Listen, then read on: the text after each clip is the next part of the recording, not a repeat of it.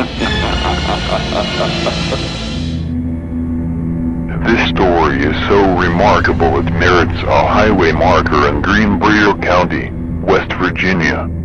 The sign directs the curious to a nearby cemetery, where murdered bride Zona Hester Shue is buried, the unfortunate victim in the only known case in which testimony from a ghost helped convict a murderer.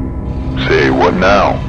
It seems in 1896, 23-year-old Zona Hester swiftly fell for an older man, the new in-town blacksmith, Edward Shue, full name, Erasmus Shriveling Trout Shue, though he went by Edward and some called him Trout.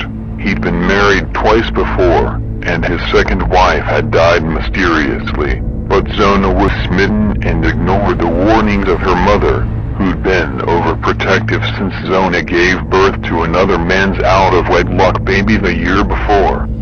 3 months after she married Edward, Zona was dead, her lifeless body found at the foot of her home's staircase by a young neighbor who'd been dispatched on an errand by Edward. As prairie ghosts write, she was stretched out, with her feet together and one hand on her abdomen and the other lying next to her. Her head was turned slightly to one side. Her eyes were wide open and staring. Even to this small boy, Zona Shue was obviously dead. The young neighbor, not surprisingly, ran home to tell his mother. The local doctor and coroner, Dr. George W. Knapp, was summoned to the house, although he didn't arrive for nearly an hour. By this time, Shue had carried his wife's body upstairs and had laid her out on the bed. Contrary to local custom, he dressed the corpse himself. Normally, it was the proper thing for ladies of the community to wash and dress a body in preparation for burial. However, Shue took it upon himself to dress Zona in her best clothing. A high-necked, stiff-collared dress covered her neck and a veil had been placed over her face.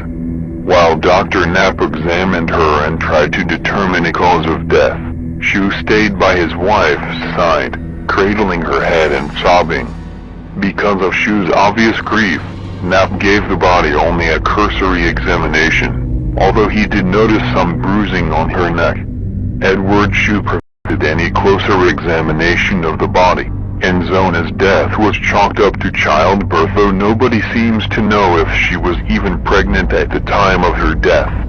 She was swiftly buried wearing a high-necked dress and a scarf provided by her insistent but apparently grieving husband, who also took care to prop up his dead wife's head using a rolled-up sheet. This was 1897, and spiritualism was all the rage in America. Zona's mother, Mary Jane, was a believer. She was already convinced that the rolled-up sheet she'd removed from Zona's coffin was marked with mysterious bloodstains, and she prayed for insight into beloved daughter's death, to sources beyond the grave.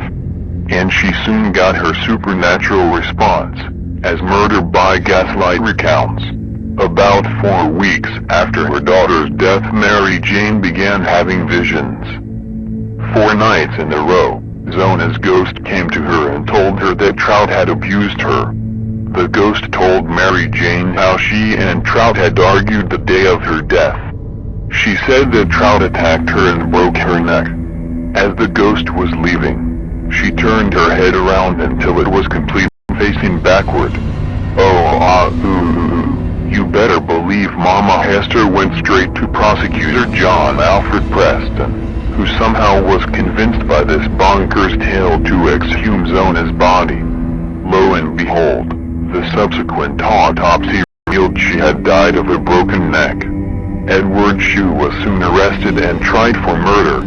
Preston tried to keep the ghostly tales out of the legal proceedings, for obvious reasons, but wasn't exactly successful, as Mendel Floss writes, perhaps hoping to prove Mary Jane unreliable.